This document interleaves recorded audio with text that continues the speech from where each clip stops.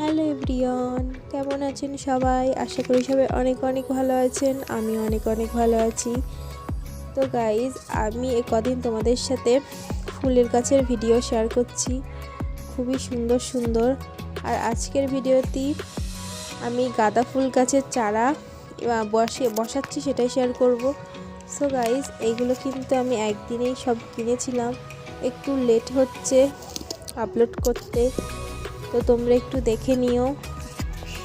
আর আমি যেহেতু শীতের প্রায় শেষের দিকে গাছগুলো কিনেছি, তো আমার একটু লেট হয়ে গেল চারাগুলো বসাতে, আর ভিডিও দিতে তো আরও একটু লেট হলো। তো তোমরা একটু দেখে নিও।